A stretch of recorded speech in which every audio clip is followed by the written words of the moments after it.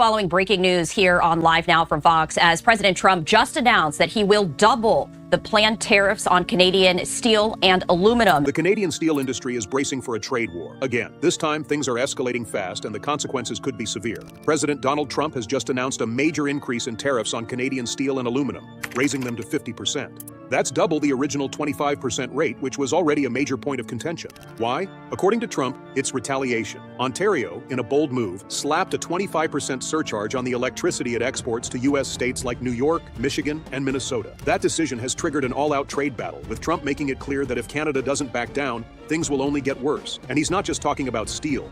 He's now threatening to go after Canada's auto industry too, a sector that employs hundreds of thousands of people and plays a key role in the country's economy. In a social media post, Trump didn't hold back. He announced the new tariffs and warned that unless Ontario drops its electricity surcharge, even harsher measures are coming. The biggest threat? A tariff on Canadian cars that, in his words, would essentially shut down the automobile manufacturing business in Canada. That's a serious statement, and if it happens, the impact would be devastating. The Canadian government is in a tough spot. Prime Minister-designate Mark Carney has already made it clear Canada isn't backing down. In response to Trump's comments, he dismissed the idea that Canada should somehow become America's 51st state as a way to avoid tariffs. Canada will never be part of America in any way, shape, or form, he said. The message was firm, but will it be enough to keep the trade war from escalating even further? For Canada's steel producers, this is a nightmare scenario. Catherine Cobden, president and CEO of the Canadian Steel Producers Association, called the situation deeply concerning. She acknowledged that the temporary pause on some tariffs is a small relief, but it's not a solution. The looming reality is that Canada's steel industry, already struggling with market pressures, could face devastating losses. And it's not just about business, it's about jobs. Hamilton, Ontario, one of Canada's largest steel-producing cities, is particularly vulnerable. With 24,000 manufacturing jobs on the line, including many in steel, the city is at the heart of this trade war. Local officials have been scrambling to find solutions, sending delegations to Washington in an attempt to negotiate some kind of compromise. But so far, there's no sign that their efforts are making an impact. For workers on the ground, the uncertainty is overwhelming.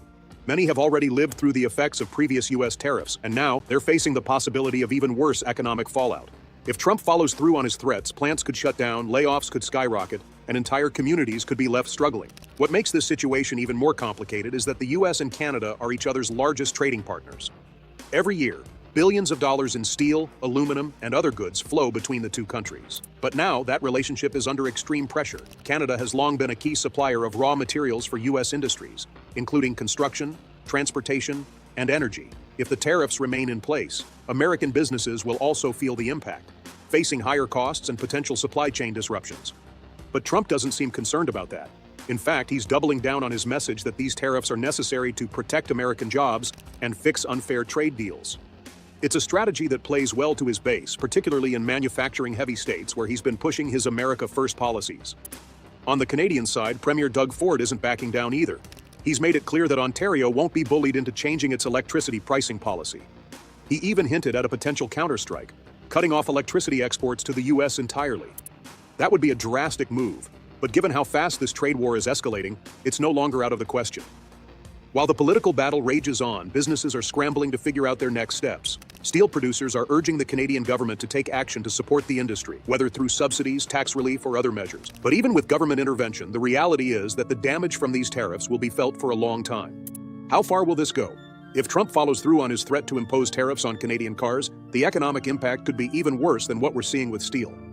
The auto industry is deeply integrated across North America, with parts and vehicles constantly moving between the U.S., Canada, and Mexico. Any disruption to that system could send shockwaves through the economy. There's also a broader concern.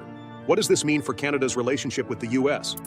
This isn't the first time a trade dispute has flared up between the two countries, but the intensity of this one feels different. With Trump pushing a more aggressive trade agenda and Canada standing firm in its refusal to give in, the standoff could last a long time. The markets are feeling the pressure.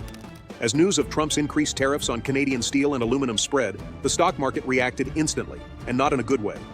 The S&P 500, already having a rough week, dropped another 0.5% after taking a steep 2.7% dive the day before. It was the biggest one-day drop since December, and investors are getting nervous. The Dow Jones Industrial Average also took a hit, falling 1.1% as traders tried to make sense of what these escalating trade tensions could mean for the economy. It's not just stock prices that are being affected. Businesses across multiple industries are now bracing for higher costs and supply chain disruptions. Automakers, who rely heavily on Canadian steel and aluminum, are among those feeling the pressure. General Motors and Ford have both warned that these tariffs will drive up production costs, which could mean higher prices for consumers or even job cuts down the line. For an industry that's already dealing with shifting consumer demand and the transition to electric vehicles, this is yet another challenge they didn't need. Retailers aren't too happy either. Companies like Walmart and Target, which depend on imported materials for their products, are already preparing for possible price hikes. Higher steel and aluminum costs mean that everything from home appliances to canned goods could see price increases, and that's going to hit consumers directly in their wallets. Inflation has been a growing concern, and tariffs like these could push prices even higher, making everyday items more expensive at a time when people are already dealing with rising living costs. There's also a growing concern about what this means for global markets.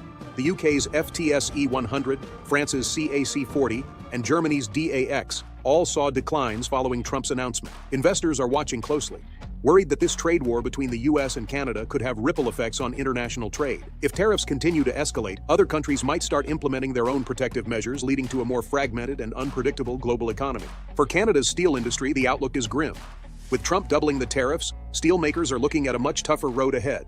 Canada is one of the biggest suppliers of steel and aluminum to the U.S., accounting for 41% of all aluminum imports and nearly a quarter of the iron and steel that America brings in. Losing access to the U.S. market, or even just having to pay these massive tariffs, could force Canadian producers to cut production, lay off workers, or even shut down facilities altogether. The impact won't just be felt in Canada. The U.S. aluminum industry is already warning that these tariffs could cost American jobs too. The CEO of Alcoa, one of the largest aluminum producers in the world, recently stated that a 25% tariff could lead to 100,000 job losses in the U.S. aluminum industry alone. That's because much of Alcoa's aluminum production is actually located in Canada and then shipped to the U.S. for processing. If those shipments suddenly become too expensive, Alcoa and other companies might have to cut back on operations, leading to layoffs and economic strain on both sides of the border. For businesses that rely on steel and aluminum, there aren't many easy alternatives.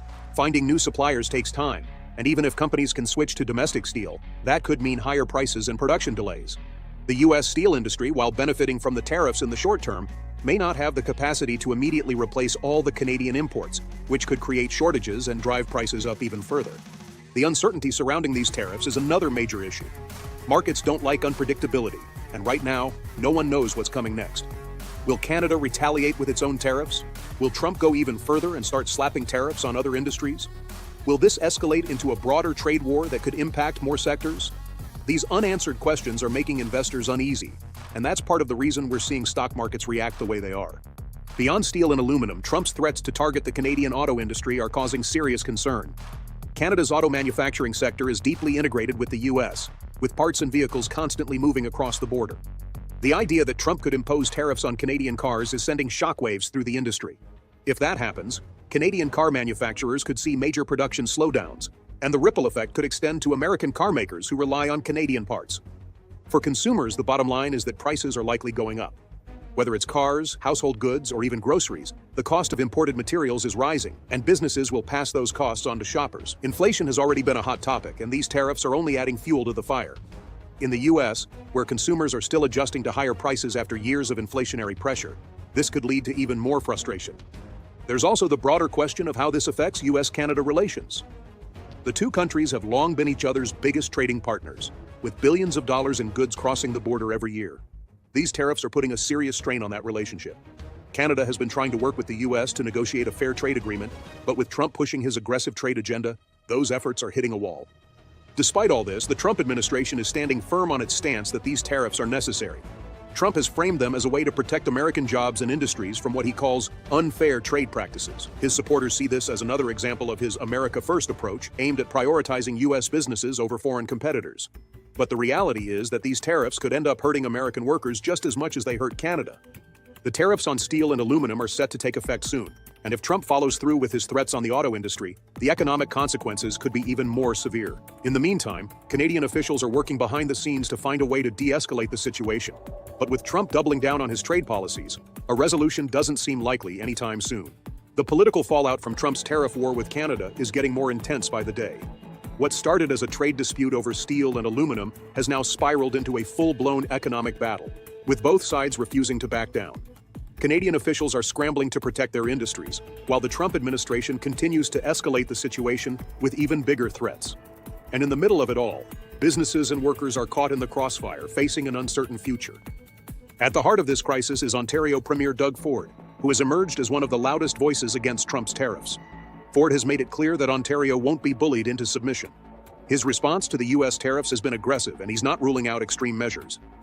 In one interview, Ford hinted at the possibility of cutting off electricity exports to the U.S. entirely, a move that would have serious consequences for American businesses and households that rely on Canadian energy.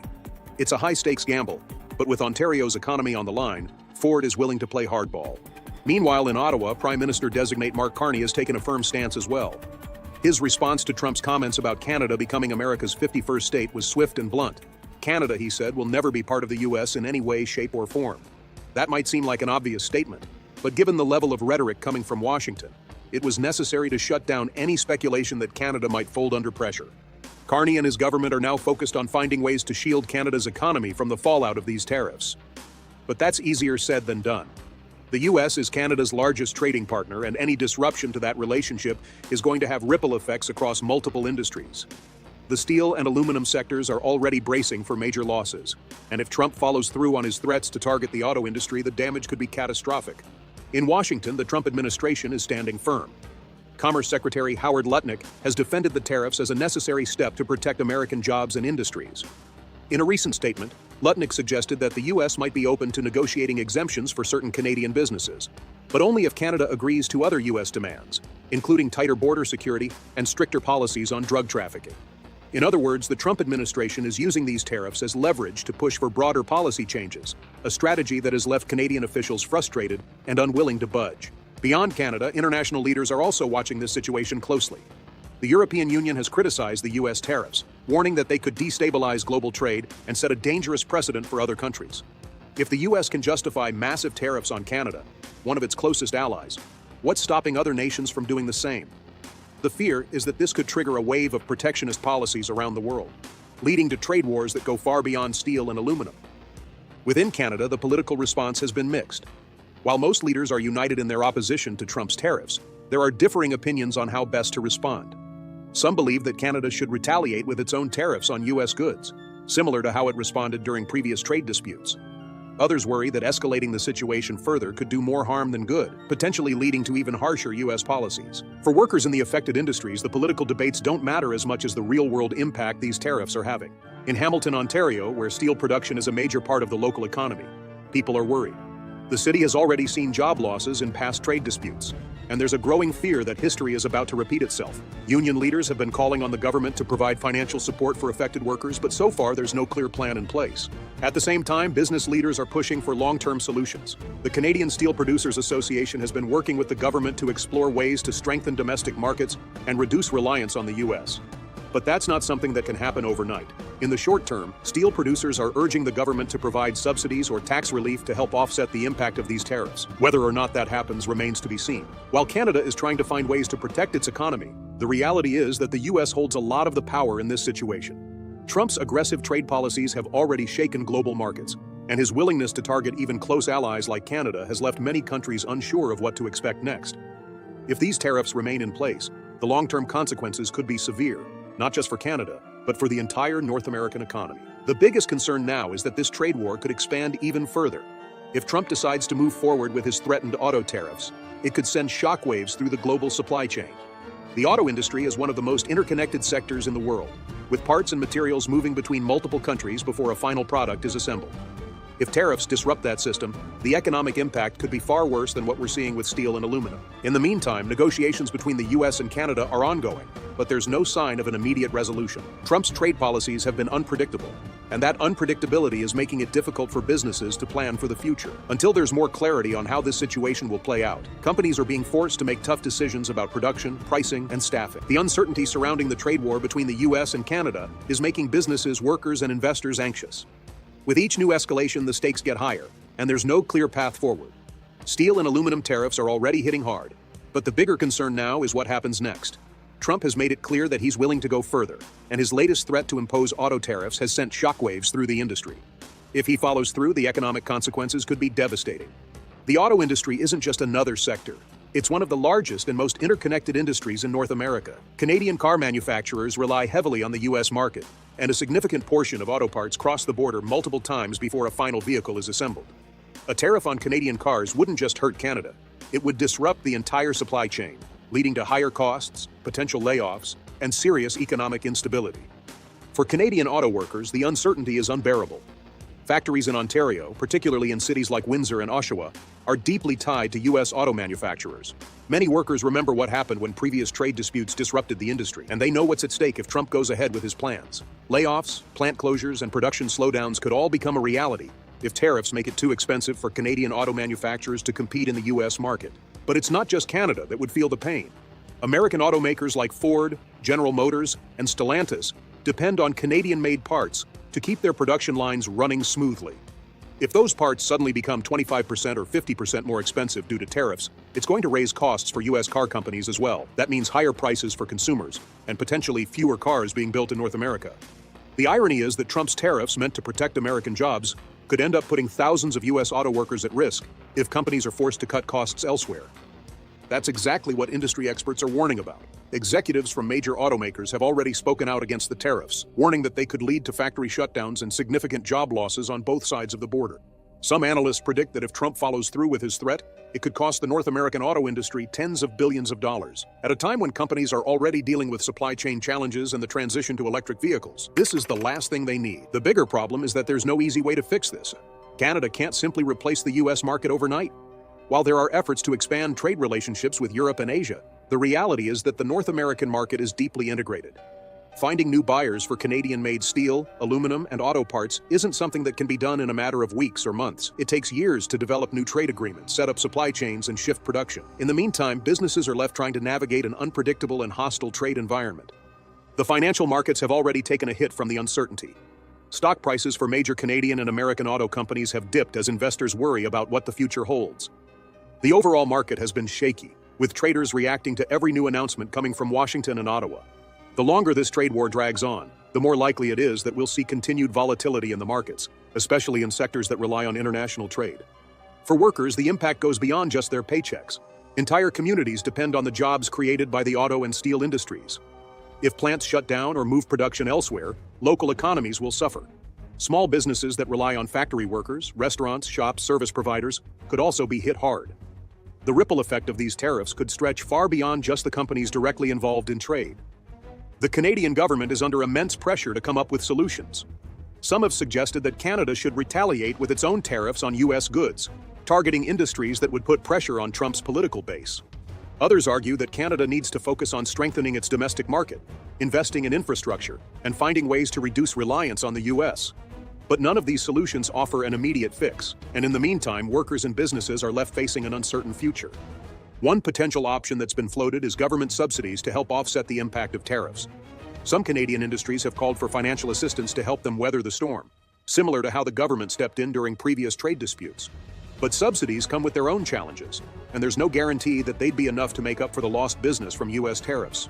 Another challenge is that trade disputes like this don't just disappear overnight. Even if there's eventually a resolution, the damage can take years to repair. Companies that are forced to shut down or relocate may not come back, and once supply chains are disrupted, they can be difficult to rebuild. The long-term effects of these tariffs could reshape the North American trade landscape in ways that are hard to predict. The biggest question now is whether there's any way to de-escalate the situation before it gets worse. Some trade experts believe that behind-the-scenes negotiations could lead to a compromise, but there's little indication that either side is willing to back down. Trump's trade policies have been unpredictable, and his administration has shown a willingness to use tariffs as a bargaining tool. That makes it difficult for businesses to plan ahead since they don't know if the tariffs will be in place for a few months, a few years, or indefinitely. The only certainty is that the trade war is taking a toll. Canadian businesses are bracing for impact, American companies are worried about rising costs, and workers on both sides of the border are caught in the middle. The longer this drags on, the more damage will be done, not just to the industries directly affected, but to the broader economy as well. There are a few possible outcomes. One scenario is that Canada and the U.S. reach a last-minute agreement that prevents the worst-case scenario from happening. Another possibility is that the tariffs stay in place, forcing businesses to adjust and find new ways to operate. The worst-case scenario is that the trade war escalates even further, leading to even more tariffs and economic uncertainty. All anyone can do is wait and see how this plays out. But one thing is clear. This isn't just about steel, aluminum, or even cars. It's about the future of the economic relationship between the U.S. and Canada. And if a resolution isn't found soon, the consequences could be felt for years to come.